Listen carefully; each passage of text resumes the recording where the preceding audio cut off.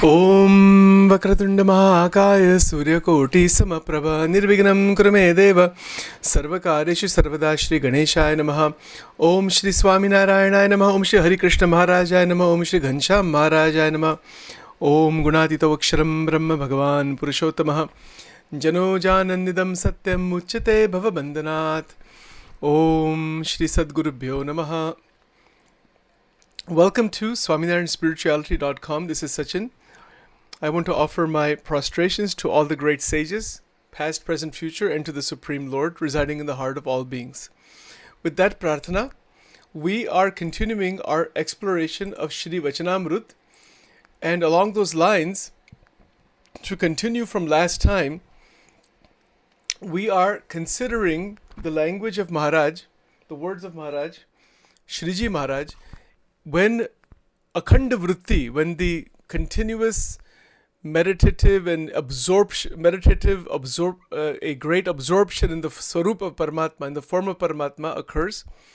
What is it that occurs when that happens? So in the first Vachanamrut here, Maharaj has said that when a devotee, when a bhakta has akhanda vritti, the revelation of Jeev, Ishwar, Maya and Brahma is available for such a bhakta. So let's look at this in a little bit more carefully today. In terms of the Ishwar Tattva, we talked about the Jeev Tattva last time to some extent, or the time before. So Maharaj is saying here in Gujarati, I'll translate everything here. He says, Tem Bhagwan ni murti ne vishe jena manya akhand vritti rahe che તે તો જીવ ઈશ્વર માયા અને બ્રહ્મ એમના સ્વરૂપને જો જોવાને ઈચ્છે તો તત્કાળ દેખે છે. So we will go into this now. The mental vritti, manovritti, meaning the entire antakarana, man, buddhi, chit, ahankar, is linked with Paramatma. So that is really what is meant here. So the complete linkage with Bhagwan of the antakarana, the antakarana has these four components of man, manas, buddhi, chitta, ahankar. So each of those is linked with Bhagwan in its own way. The ahankar has that sense of me, that I belong to God. I am the devotee of Bhagwan. I am a bhakta of God. Ahankar its function is changed this way. The buddhi has what is called nishay, has a great conviction that Bhagwan exists and Bhagwan is in front of me, is with me, is inside of me, is around me. That is the intellectual conviction, that is nishay. The mana, the mind, or what is called manas, it is thinking of God. It is using its cognitive ability to connect with God, and the emotions are connected. And the chitta, the memories, the past memories that are related to the sansar are de-identified. They're still there. So what is inside the storehouse? More and more experience related to Paramatma, the 9 forms of devotion, the different temples and different kinds of spiritual mantras and scriptures. All of that stuff is getting stored more and more in the memory. So the 4, ahankara, buddhi, manas and chitta, are all purified, and they are linked with Paramatma, with the Swarupa Paramatma, Sakar form, with form. And that is what is meant by the akhanda vritti. Akhanda vritti is where there is a continuous flow of emotions, feelings, thoughts, memories, the ahankar, everything is connected with Paramatma. And when this occurs, now in Vachanamrut, Maharaj now talks about what happens when this is there, right? Because a person has crossed already all the running after the material enjoyment, has crossed already all different kinds of ignorance and ajnana that the conditioned soul, that the jiva has. So one is not caught inside the material world, and one has realized that it is like a mirage. So that realization that this is like a mirage, it comes again and again and again. And that is also written in Srimad Bhagavatam Canto 5, chapter 14, verse 10. So there are many ways to understand this, but the point is that there is a remembrance that there is real joy that is in the Atma, in the Paramatma, in devotion, and the running in the material world is an illusory phenomena. To do that is out of ignorance. So one stops running in that material world, is still living in the material, but all the running stops unnecessarily. That is Gnan. That is Gnan, Vairagya. Dharma is good, righteous living, and Bhakti, of course. So here Maharaj is talking about what happens when there is Akhanda Vritti. See, Tem Bhagwan ni Murti ne Vishe, Jena Manni Akhanda Vritti Rahe Che. Rahe Che meaning, we mentioned it before, it's remaining naturally there, sadhana has ended. This is where sadhana has completely stopped. There is no sadhana here. The bhakta is not doing any sadhana to get anywhere. This is a state of realization. There is the abiding inside the Swarupa Paramatma again and again and again. It's just remaining. The mind is just there. So, when that is there, if such a bhakta has a desire, Ichche meaning has a desire, wants to see what is Ishvara, then immediately that is revealed in a more like a samadhi state, or some kind of a revelation occurs. So the person is just sitting for dhyan and immediately it will reveal right away. So what are the Ishwaras? What is Ishwar Tattva? Now there's a couple of ways to understand this. One way to understand what is Ishwar is in terms of Shikshapatri. So in the Shikshapatri, the word Ishwar is used to refer to the Supreme Lord, the Supreme Paramatma. Here, in Vachanamrut, Maharaj is using the word Ishvara as the governors of the universes. So the same word is used in different ways. In Shikshapatri Slok 107, there is a very clear definition of what is Ishwar. And Maharaj has written in Shikshapatri Shlok 107 the following. In Gujarati it is written, Ane je Ishwar che, te je mriday ne vishe jeev rayo che, tem te jeev ne vishe antaryami pane karine raya che, ne swatantra che, ne sarva jeev ne karma falna apnara che, ane em Ishwar ne janva. I'll translate it for you. So we are the Atma Tattva. As per Ramanuj Vedant, there are infinite number of Jivatma that are living in the body of God, in the Sharir of Paramatma, but the Jivatmas are separate from Paramatma in that sense. Not completely separate, but they're separate in some sense. And Bhagwan, that is the Supreme Lord, the Supreme Being, the one without a second, beyond Akshara Brahma, that Supreme one without a second Being is residing in the heart of every single being, inside the Atma Tattva of each being. So he says here, Ane je Ishwar che, te je mriday ne vishe jeev raya che. He says, just as inside our heart, the Jivatma resides there. We talked about that last time, with Shlok 105. Inside the heart, the Jivatma resides there. That's the place of the location actually. Similarly, tem te jeev ne vishe antaryami pane karine raya che. So within the Jivatma, as a witness, antaryami meaning one who is residing inside the Jivatma, who is witnessing and abiding inside the Jivatma. So Bhagwan is residing inside the Atma. Yasya Atma Shariram. So God is residing. If you were to ask, where does God reside? God resides inside your own Atma. Inside the Atma Tattva. That is the only place you're going to find God, really. I mean, once we discover God there, once that realization opens up there, then it is everywhere. Then that is this. You have crossed Mahamaya, because God is only one. So it is from the internal realization that God is revealed by the grace, by Krupa. Here Maharaj is describing in Shlok number 107 that Bhagwan is residing as Antaryami. Antaryami meaning sitting inside the Atma and witnessing everything that's going on. And that Paramatma is Swatantra, not bound like the Jivatma is bound. The Jivatma is also trying to become Swatantra, Swatantra meaning independent.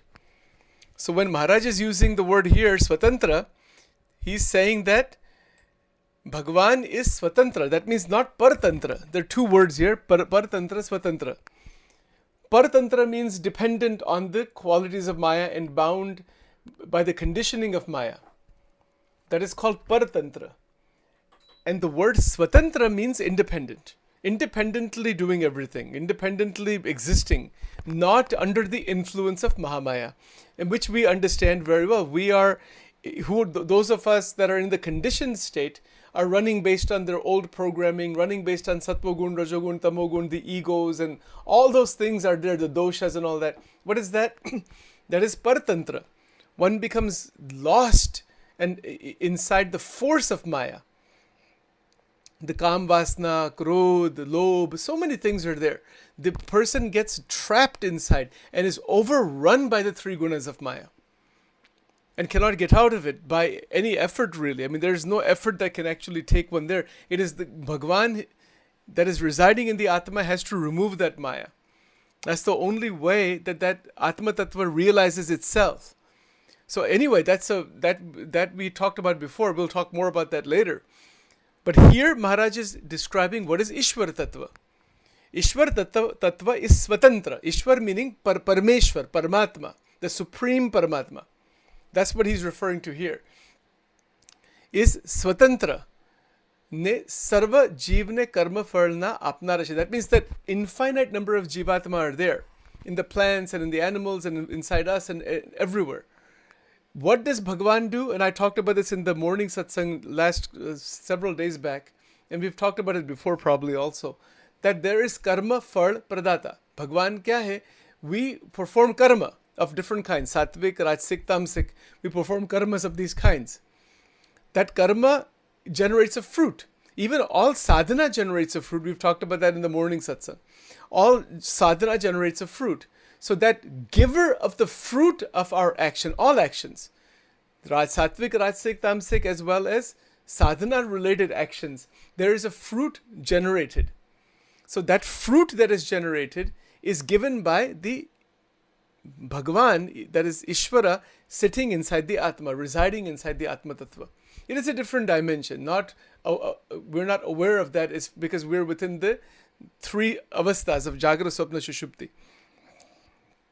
Alright, so that's what is meant by Ishwar here. And Maharaj is saying here that one should understand the Supreme Lord, because the word Ishwar is also used for that Parameshwar, that Supreme Lord, here in Shlok 107. And one should bring this understanding in the mind. That's what he's saying here. So he says here, Aim Ishwar ne janva. Janva means to understand. Right now we have not realized that necessarily. We want to realize. But before we realize, some concept is there to understand this way, that there is Paramatma sitting inside the Atma. Or that's Shlok number 107. Okay. Now, in Shlok number 108, now he goes a bit further to describe who is that Ishvara. And there's a lot of history behind this, and there are some further developments in this. But the Sanskrit verse is like this: Sasri Krishna Parabrahma Bhagavan Purushottamaha Upasya Ishtadevo Naha Sarvar Virbhava Karanam. So what does it mean? That who is that Ishwar? Anete Ishwar te kaya? To Parabrahma Purushottam evache Sri Krishna Bhagavan te Ishwar. He's saying that there is Parabrahma Purushottam. So now he's talking about Parabrahma Purushottam. Let's go back to the Vachanamrut here for a moment. When we go back to Vachanamrut, what do we find here? That when we have Akhanda Vritti, continuous absorption in Bhagavan Paramatma as the Ishta Devata, and particularly we talked about the Svarup and Pragat Svarup, and we'll get to that a little bit further about Maharaj himself a little bit later on. But here he is saying that when there is Akhanda Vritti, one can see Ishwar, and he also uses the word here, Maya. He says Ishwar, Maya, and a Brahma. Now here he doesn't differentiate between Brahma and Parabrahma in this place. And that's an interesting thing. Why is that? It's an interesting point. From an Advait Vedanta point of view, this line can be understood that way from an Advait Vedanta point of view. That yes, you've seen what the Jiva is, you've seen the Ishvaras that are Brahma, Vishnu, Shiv, and I'm going to talk more about that in a moment.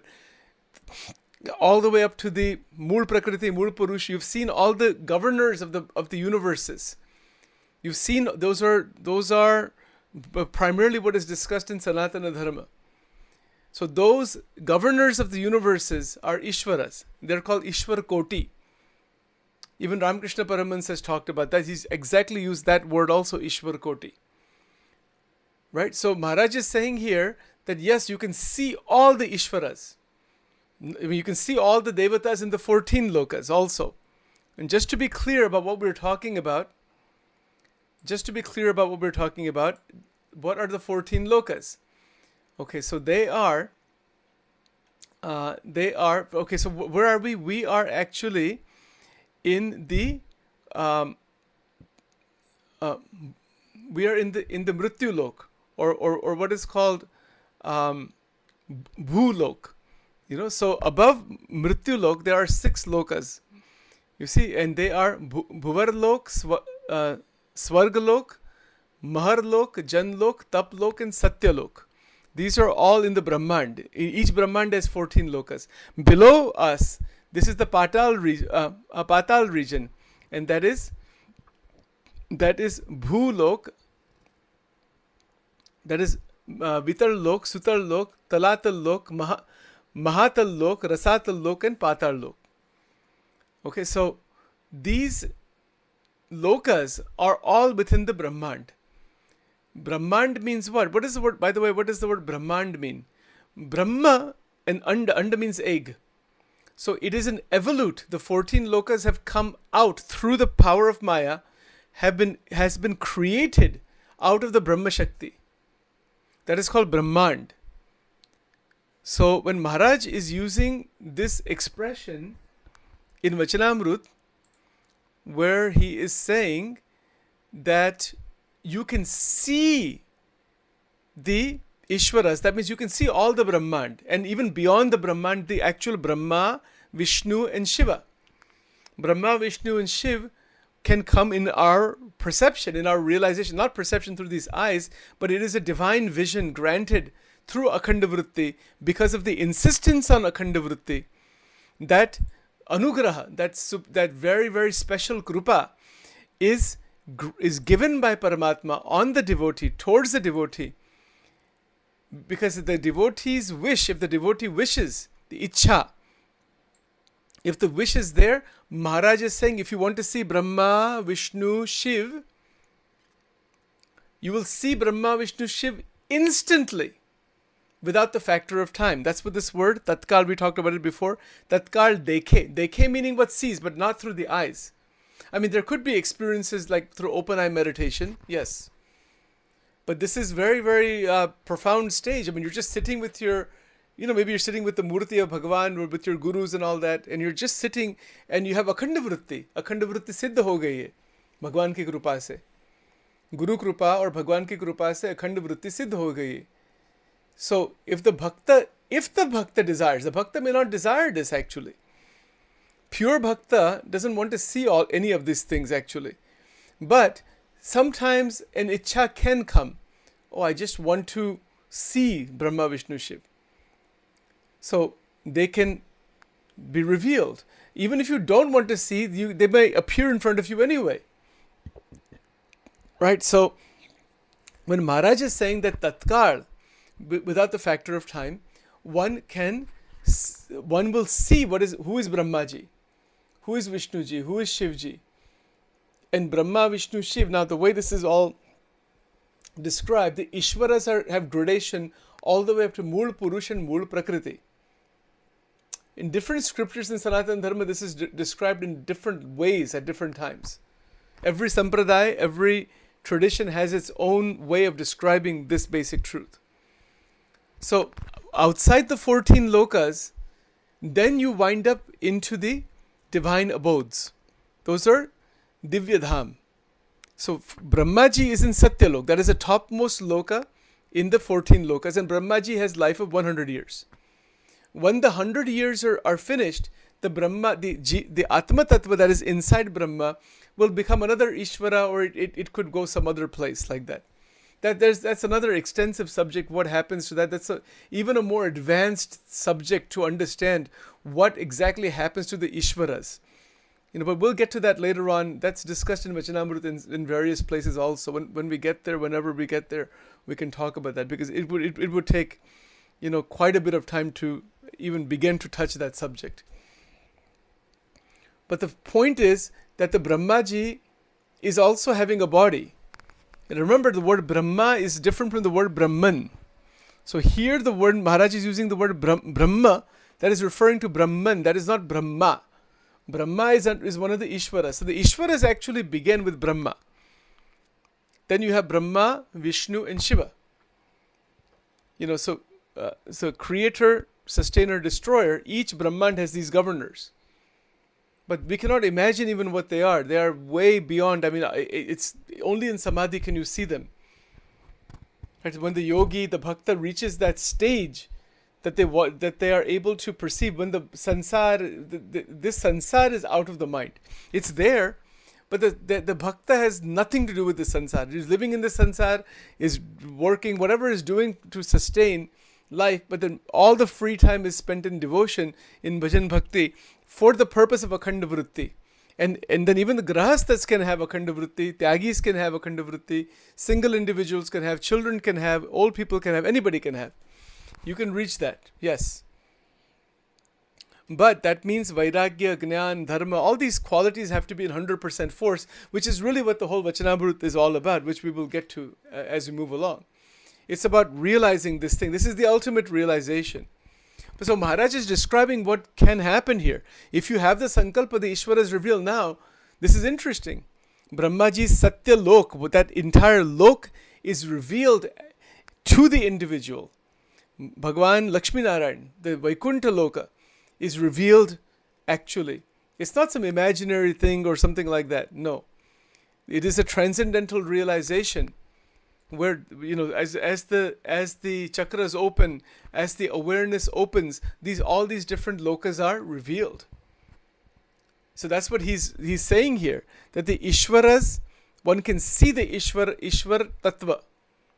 Now, beyond Brahma, Vishnu, Shiv is something called Virat Purush or Vairaj Purush. This is not known to most people even in India. And most spiritual aspirants don't know about this also, or they may not know it, unless they've done more advanced study. So Brahma, Vishnu, Shiv they actually worship something called Virat Narayan. And this might sound like a completely new thing to understand, but that's there is a lot of story behind that, history behind that, and there is it's a higher level Tattvagnan. So the Virat Narayan has three bodies: Virat, Sutratma, Avyakrut. Just like we have three bodies, physical, subtle, causal, the Virat Purush is called, or Virat Narayan, or Vairaj Purush. Sometimes it is called Vairaj Purush. That entity is also having a certain life period. It's called Dvi Prararth Kal, and then it goes away after that period of time. So the Brahma, Vishnu, Shiv worship that entity. That is called Virat Purush, Vairaj Purush. And that is beyond anybody's imagination, obviously. None of this is all beyond our imagination. So all of this thing, this Virat Purush, the Aishwarya of the Vairaj Purush. And by the way, when Bhagwan Krishna showed the Vishwarup Darshan in the Bhagavad Gita, this is what Arjun saw, this Virat Purush, Virat Narayan. And he was terrified seeing it, because it's got thousands of heads and arms, and everything is within its structure. So this is now the discussion about higher level Tattvagnan. So that higher level Tattvagnan is so profound that this is, you can talk about it, but it is only in Akhanda Vritti that it reveals. There's no other way, because the vritti that is connected with Bhagwan, Ishta Devata, by Krupa, by the grace of God, this can all open and the Bhakta can see all of this. So that Virat Narayan has three bodies: physical, subtle, causal is called Virat is the physical body. Virat, Sutratma is the subtle body. Avyakrut is the causal body. And that Virat Narayan has infinite number of Jivatma within it. And all the 14 lokas are within it. They come and go, come and go. In a lot of the ISKCON literature, this is described even in more detail. So that Virat Narayan one can see. By the grace of Paramatma. Just like when Arjuna was given this Divya Drishti, Bhagwan Krishna gave him the divine vision to see the Virat Narayan. And he was absolutely shaken by it. So he said to Bhagwan Krishna, I don't want to see this. It's too much. I cannot handle it. Will you please come back to your two-armed form. He also saw the four-armed form in Vaikuntha Loka. In Vaikuntha, everybody has a four-armed form. Chaturbhuj Swarup. So the Atma Tattva, when it goes into the Vaikuntha, it is given a Bhagavati Tanu, and from the four-armed form, one can worship Bhagwan Narayan there. That is called the Chaturbhuj Swarup, four-armed form of Bhagwan Vishnu. So that two-armed form that is in Golok, and that four-armed form that is Bhagwan Vishnu, that two-armed form that is Sri Krishna Bhagwan in Golok. So sometimes it is called Golok Vrindavan. So again, that is talked about here by Maharaj just right here in the next line here. He says, Tatha Vaikuntha Golok Brahma Mohol E Adik Jeje Bhagwan Nadham Tene Pan Dekhe. He's talking about here the abodes of God. So Vaikuntha is beyond the 14 lokas, but 1/3 of the Vaikuntha, as per the Vaishnava scriptures, is this material world, the world of 14 lokas. And the 2/3 is the spiritual planet, the Vaikuntha itself. And then beyond the Vaikuntha, or like in that same line of Vaikuntha, there's Mahakailas. And there's many other worlds like that, which the names are not even known. We don't know them all, actually. But the Srimad Bhagavatam talks about the 24 incarnations, and they are all within these different Vaikuntha lokas. Vaikuntha planets, that's what they're called. So, they're infinite number in the spiritual sky. That spiritual sky is called Chidakash. So Chidakash is conscious space, and that's what Advaita Vedanta talks about. It is the infinite consciousness called Chidakash. Within that Chidakash, all these planets exist. So Golok is also a planet, Vaikuntha is also a planet, but it's not a planet like this earth is a planet. It's a divine planet. It's so vast, that within like one speck of it, infinite number of universes are existing within that. It's that kind of Aishwarya or around it.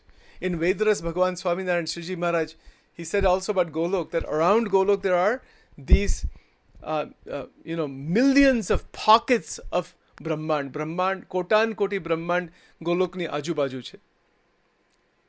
Kotan koti. So that is beyond our understanding, all this thing, but those are the divine abodes.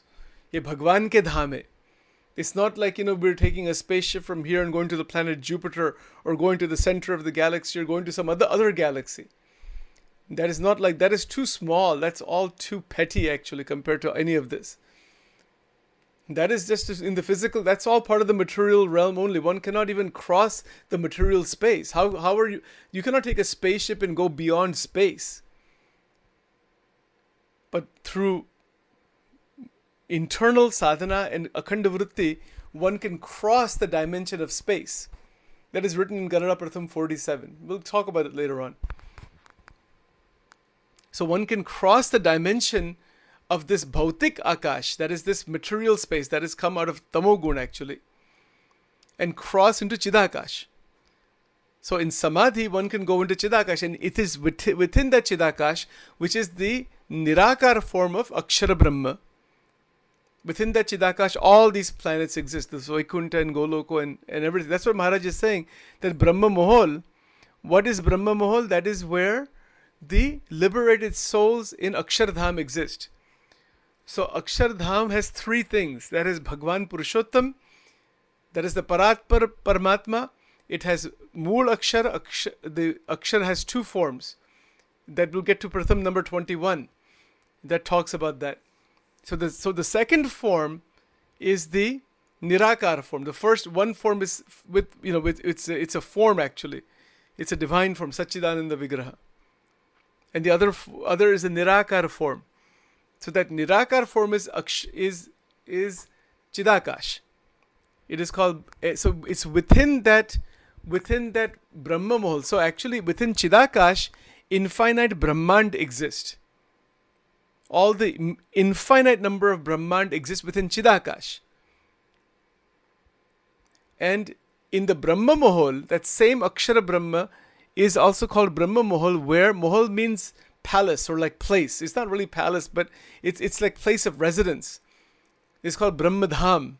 It's the place of residence where all the liberated souls live there. They exist there with form. And they are worshipping Bhagwan Purushottam.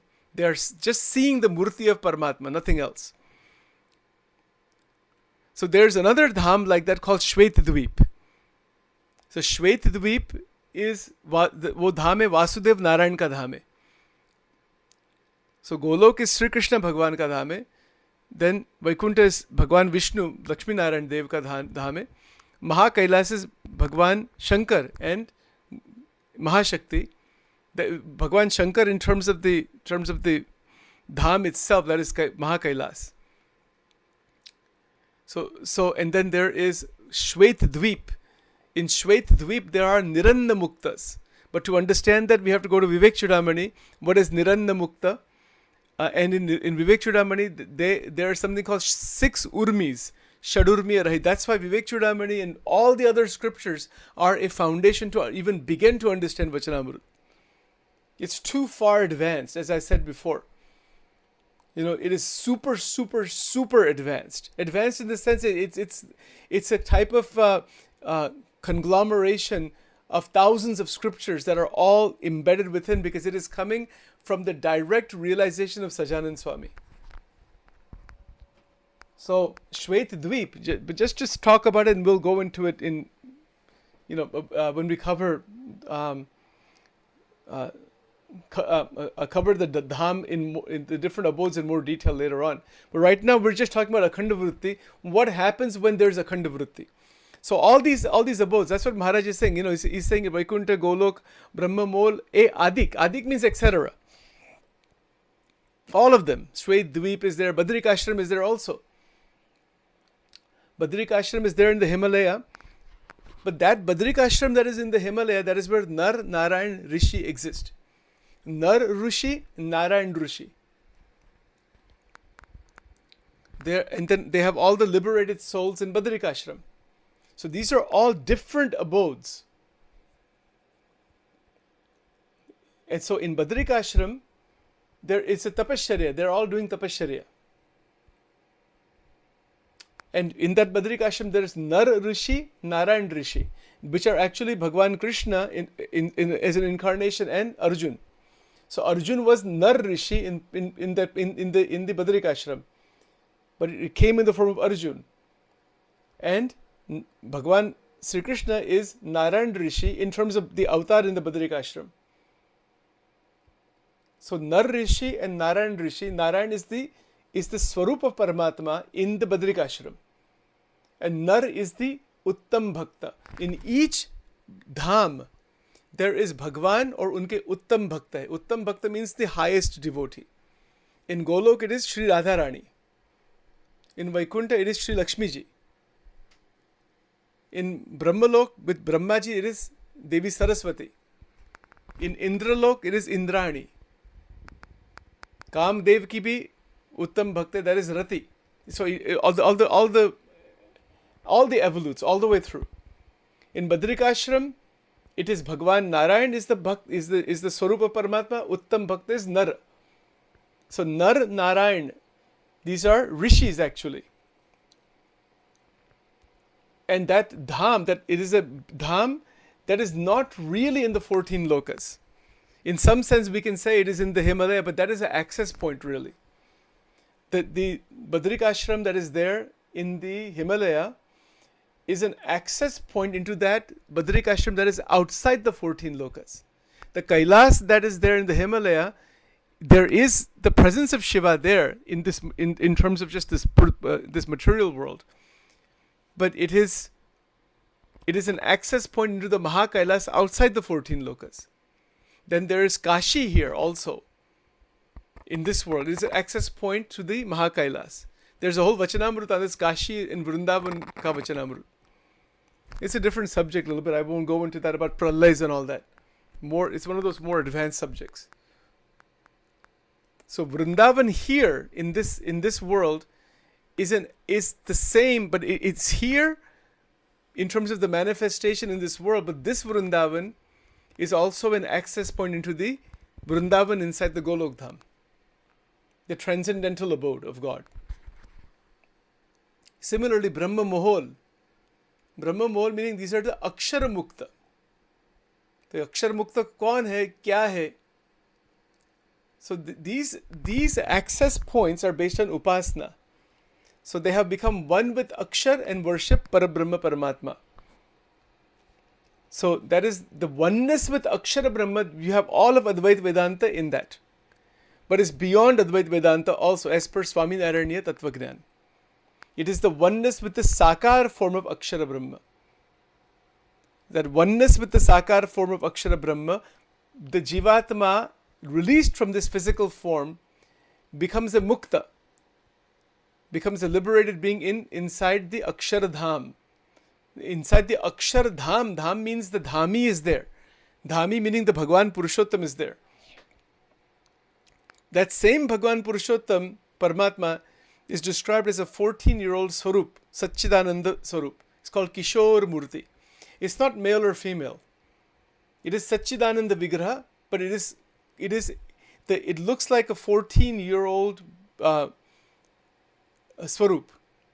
It is Satchidananda. It is eternal. That is Parabrahma, the ultimate Tattva as per Vachanamrut. So from that Swarup, because that Swarup is the Mool Tattva, Mool Paramatma, Mool Swarup. As one of its powers is Mahamaya. Mahamaya is also its own form only. So Mahamaya is a dormant Tattva that is activated by Paramatma. That's what. So when Maharaj is saying that the Bhakta who has Akhand Vritti can see Maya, it means that one can see the full expression of Maya and the Maya itself. What it is, the Mool Maya, the Mahamaya. The whole revelation occurs. So Bhagwan ki ek Shakti hai. That Shakti is also Paramatma in another sense. And this is where one Mukta from the Akshardham is holding the Sankalpa of Parabrahma to do the Shrishti. And that one Mukta is called Mool Purush, and that Mool Purush is called Brahma in most of the Hindu scriptures. So that Mool Purush glances at Mahamaya and activates Mahamaya. And that is where all of the Bij mantras in the Shakti Upasana come from. It's from that glance of the Mool Purush. So when we do all the Shakti Upasana mantras, for those who are doing that, they take one out of the bondages of Mahamaya and take one straight into the border of Brahma Tattva, where Atyantika Pralay, Jnana Pralay occur. It is the final Pralay, where Mahamaya and its influence end. Mahamaya releases the Jivatma from her womb, and it becomes a liberated being. So when Maharaj is saying here that the Jivatma can see what is Mahamaya, yes, absolutely. In Akhanda Vritti, Tel Dhara Vritti, continuous Vritti with Paramatma, the entire Swarup of Mahamaya can be seen. But it requires Akhanda Vritti, Dharma, Jnana, Vairagya, Bhakti. If these four are there, everything can be seen and revealed. It will reveal. The clutches of Mahamaya go away. And in fact, Mahamaya doesn't bind the individual. In fact, supports the sadhak, the mumukshu, the bhakta, and assists the bhakta in reaching that liberated state. But this is a very tattvic discussion. In the history of Sanatana Dharma, which we are trying to cover in the daily morning satsang, that history is so profound that there were thousands of years of research and sadhana and revelation and all that for even to realize what is Jeev Tattva, then what is Ishwar Tattva, then what the different Shat Darshanas are talking about in terms of the Purush. What is that Purush actually? It's not a male or female thing. It's a Purush is a Tattva actually. Even in the Bhagavad Gita, Kshetragna Yoga, chapter 13, Purusha is described there. In other places also. But Maharaj has gone beyond all of those scriptures in many places in Vachanamrut. That there's Tattva Gnan in Vachanamrut that is brand new. That is not there in any other place. So we get to that later on. So when Maharaj talks here about Jeev, Ishwar, Maya, Brahma, he is including Parabrahman in here. So Brahma, Parabrahma, he's not differentiating them here in Akhanda Vritti. Why is that? What is the reason not to say Brahma and Parabrahma? There's a reason, because when you cross Mahamaya, it's all oneness. That's what Advaita Vedanta says. Shankaracharya Ji talked about that. His commentary on the Vedanta Sutra, Vyasa Sutra, is that everything is one. His commentary in the Bhagavad Gita, everything is one. Advaita Siddhant. His commentary on the Upanishads, the 10 or 11 principal Upanishads, it all comes down to only one thing, that everything is one. So in that sense, Maharaj has accepted Shankaracharya Ji's point in that sense when he's not using two words here, Brahma and Parabrahma. But from a Tattva point of view, throughout Vachanamrut, you will find that Brahma and Parabrahma are two different Tattvas, or two different Bhed. They're called Bhed. The substance is really the same, but it is Parabrahma is even is a beyond Tattva, beyond even the Brahma Tattva. Now somebody will say, wait a minute, how can that be? If there's only oneness, how can you have something beyond? Think of it this way.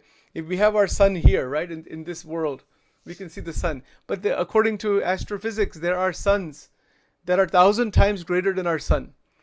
Is the substance the same? Yes. But the power is different. The power is 1,000 times more, like this. Similarly, the Parabrahman is infinitely more than the Brahman. The entire Brahma Tattva, or Brahman, Akshara Brahma, is just within one speck, one rome. In Gujarati it is called rome. It's just one part, one tiny little speck of the body of Parabrahman. Everything is just in that. Itna par ye hai. But that murti is like that.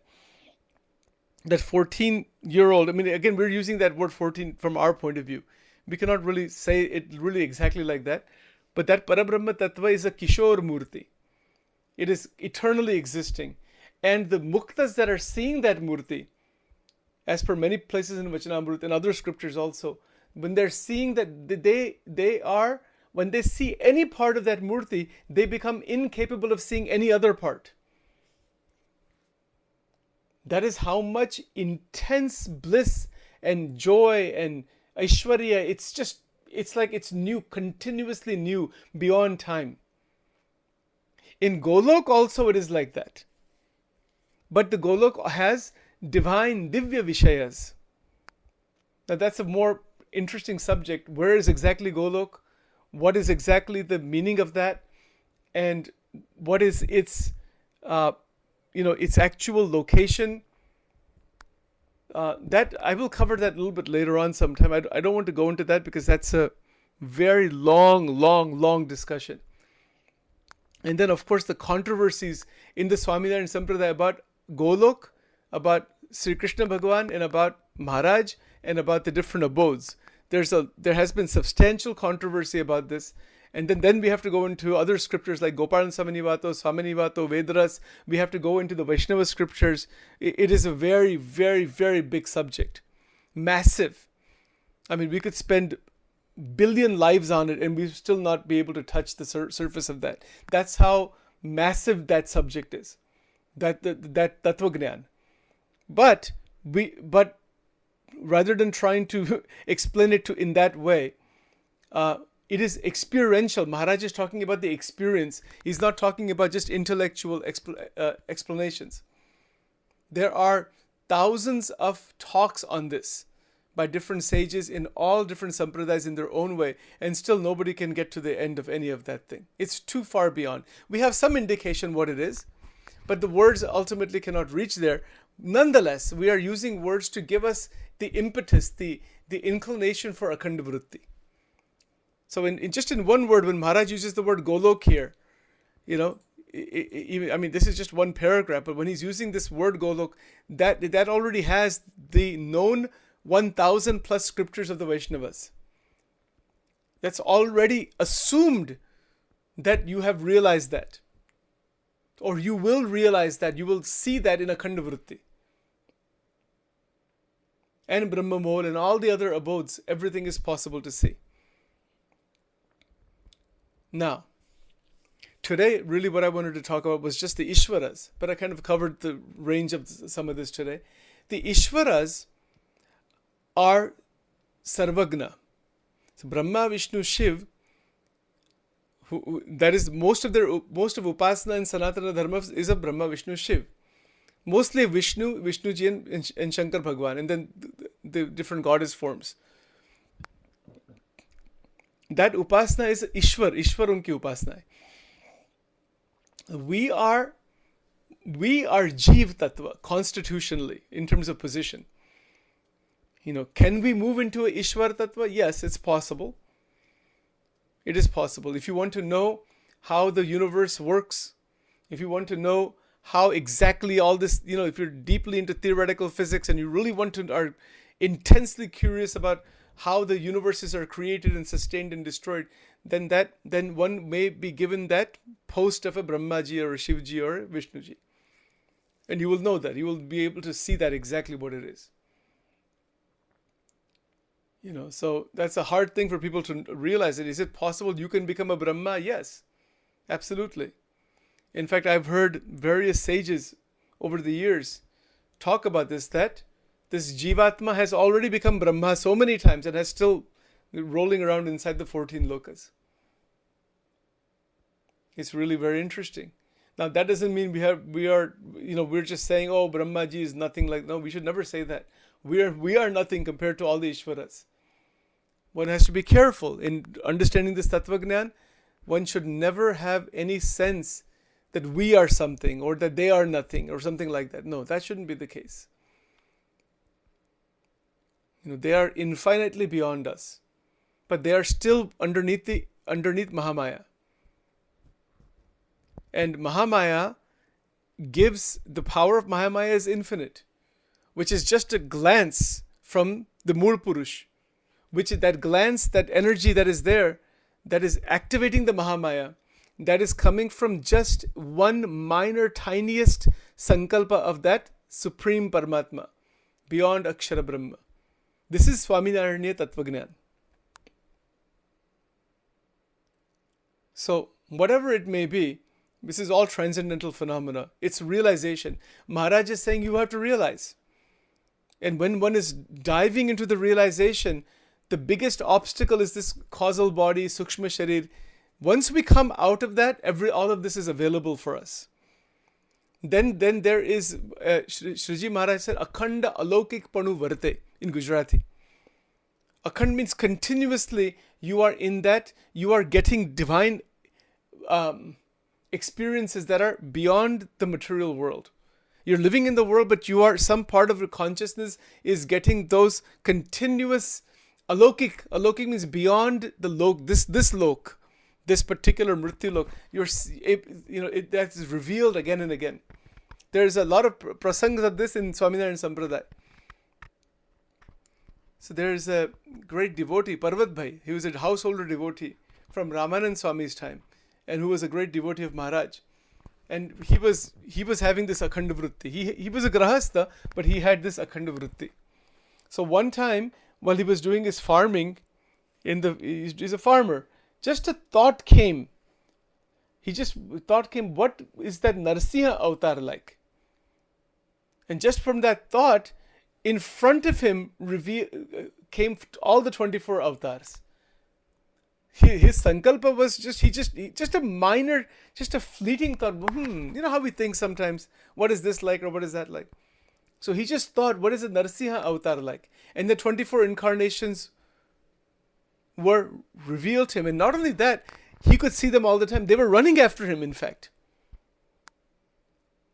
It was so unbelievable. The stories are like this, and the incidences were documented from that time, that the 24 avatar, 24 incarnations are running wherever that Parvat goes. They're after him all the time. Wherever he looks, he can see them anytime.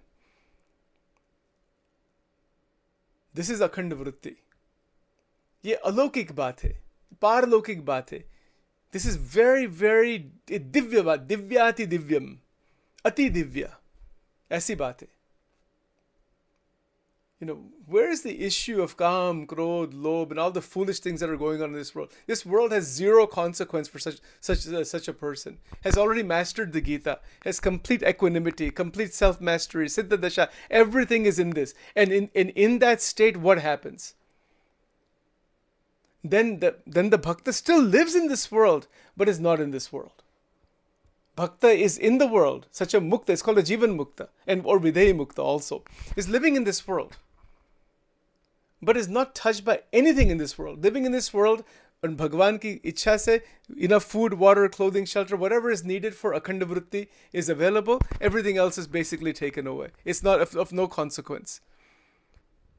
It's just an unnecessary clutter.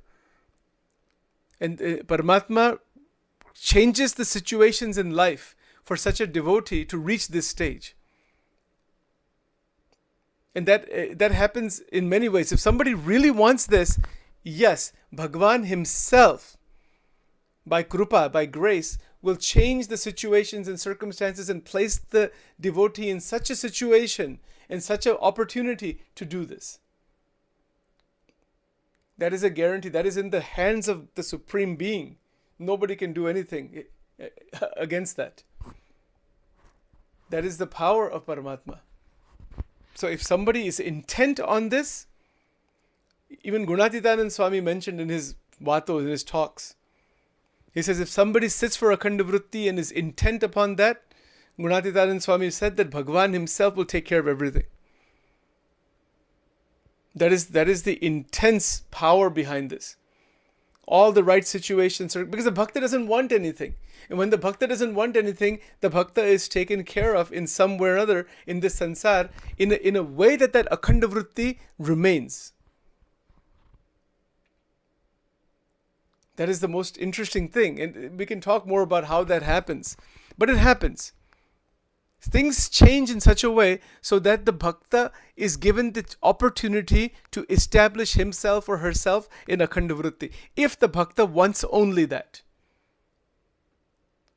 And then the bhakta still serves the world, serves the family, does everything, but is not in any which way running in this material world blindly after the sense objects. Not at all. The sense objects are used in connection with Paramatma because the person is evolved into the divinity. So such a person, such a bhakta is flooded by ananda, flooded by divine experience, divya anubhav. Doesn't need to, there's no running in the material world. Doesn't need to take a rocket ship and go to the next galaxy. He can see infinite universes if he or she wants. Tatkar, Maharaj is saying. Where's the issue of going anywhere, coming anywhere? That is where the rishis used to sit for dhyan in their kuti, in their meditation places in the ancient times. And they were not traveling even that much. They were doing sadhana in one place. And when they're doing sadhana in one place, and they're serving the world to whatever extent they can. But they're not running after, out of ajnan, what the people in the sansar are running after. Prajogun, tamogun, and rag, dvesh, aham, mamatva, position, power, all these things that the people are running after. This has all ended long time back. One can never get to akhanda vritti if we're running behind all those things. Impossible. Akhanda vritti atyant durlabh baat hai. It is very, very, very, very, very, very, very, very, very, very special. There's nothing more special than akhanda vritti. ये बहुत अद्भुत बात है. Maharaj is, we're contemplating on the words. The words are external to us. Once they come inside through contemplation, Sachin is contemplating. It's good to contemplate. Fine, beautiful. But the contemplation, if it leads to the realization of what is behind the words, that is the real thing. That is Anubhav. Now, so we talked about Ishwar. Now remember, the Virat Purusha is beyond Brahma, Vishnu, Shiv. The Brahma, Vishnu, Shiva, even if in the depictions you see them meditating who are they meditating on? They're meditating on Virat Narayan. The Virat Narayan is, how many are there? Infinite also. They are also infinite. So all the way up to Mahamaya, there are infinite Virat Narayan. Infinite Virat Narayan come from Mahat Tattva. This will all come later on also. But Mahat Tattva means the great one Tattva. That is called Mahat Tattva.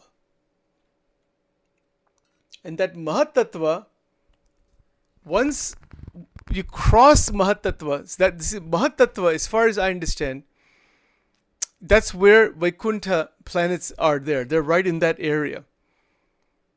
And then beyond Mahat Tattva is Pradhan Purush. So when you cross Mahat Tattva, immediately the planets are there, the divine planets. In Pradhan Purush, it's called Pradhan plus Purush, it's called Pradhan Purush. So all the incarnations have their abodes there. In Pradhan Purush. Or Pradhan Purush se par hai Mool Purush. Mool Purush and Mahamaya. So the Mahamaya is the Mool Prakriti, the original Tattva, that is the goddess. And the Mool Purush and Mahamaya, sometimes that Mool Purush is called Parashiv, sometimes it is called Anadi Kurushna. There's a lot of names for that being, Brahman, like there's lots of names are there. Lots of different philosophical systems and acharyas and all, they have given different names for that being. In Vachanamrut, that being is called Mool Purush. It's not a male or female also. The actually male and female, that sense of male-female comes with Pradhan Purush. Even Mool Prakriti is not really male or female. It is a power, it is a raw, infinite power. And that expresses itself as Pradhan and Purush. That is where the male-female begins. And then from there, all of this evolution is there. So Maharaj is saying when there's Akhanda Vritti, this entire range of tattvas,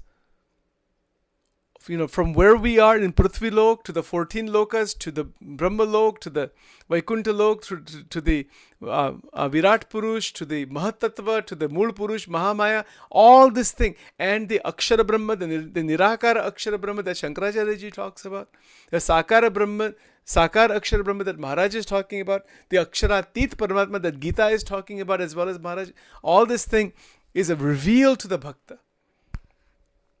Because it actually all exists where?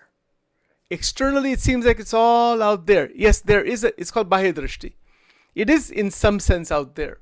But it's not out there, also has some limit. It is actually all within the Atma. And that is more Advaitic. But that is also true. So within the Atma is Bhagavan Paramatma. So when you realize the Atma Tattva, even while embodied, and you realize the Paramatma then is only thing that is real.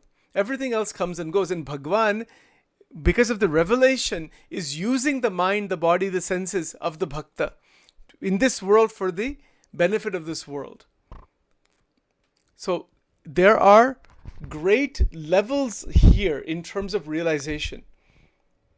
Just to realize the Atma Tattva is no small thing. We are so caught in the vortex of this sansar. Just look around anywhere, my God. People are running in million different directions constantly. The force of Maya. The desires are unending.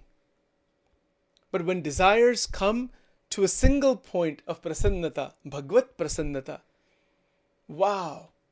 And then from that, the desire just to connect with Paramatma, leaving aside every other kind of entanglement and attachment. Wow, that's tremendous. Because it's too small, it's too petty, there's nothing in that. Maharaj has written in many places in Vachanamrut.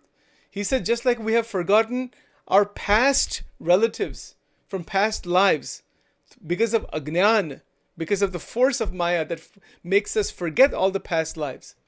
He says, this time in this life, through Jnana, forget all the current bondages in this world, including all the relatives and everybody, A to Z. Bhagwan hi ek satya hai, nothing else. Through Jnana, let them go. Not by relationship or anything like that. Love, affection is there. Duty is there. Everything is there. But Jnana drishti mein, Atma doesn't have any mother, doesn't have any father, doesn't have any children, doesn't have anything except Bhagwan. Atma is the home of Paramatma, is the body of Paramatma, is the place of residence of Paramatma. That is the Atma Tattva.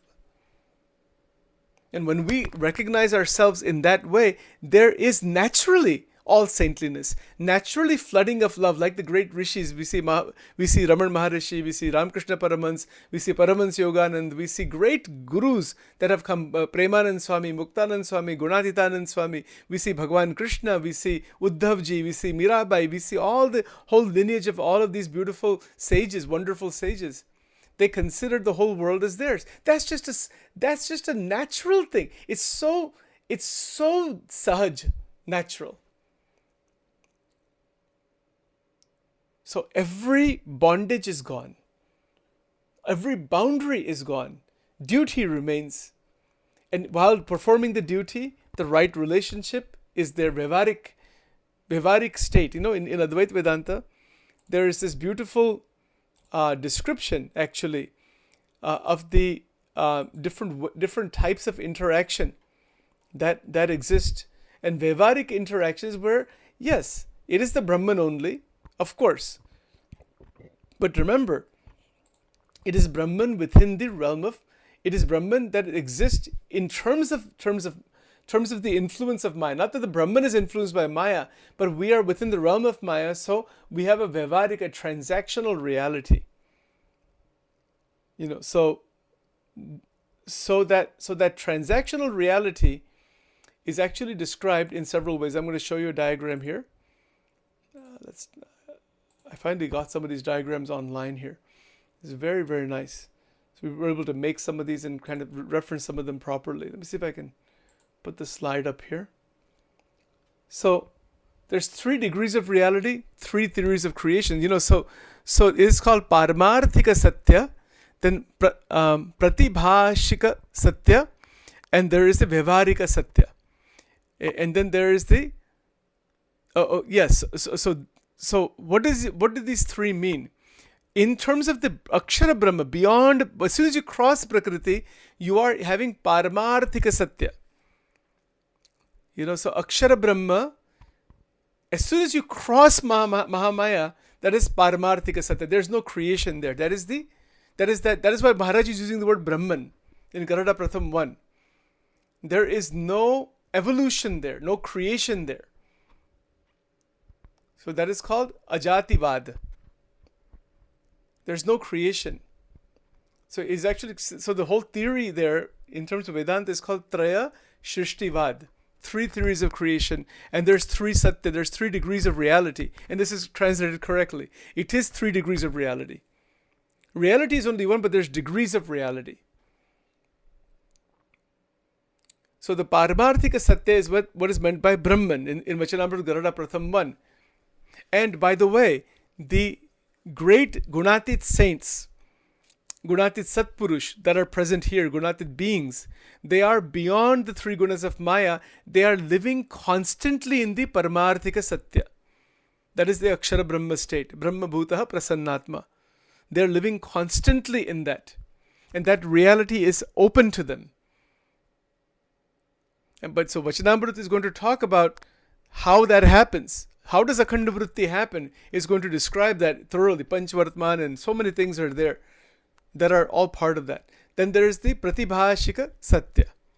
Pratibhashika satya meaning was simultaneous perception and creation. Drishti srishtivad. Srishti is underneath Mahamaya. Mool Purush and Mahamaya come together. That is called Prakriti Purushno Lok in Gujarati. And from there, the whole Srishti opens.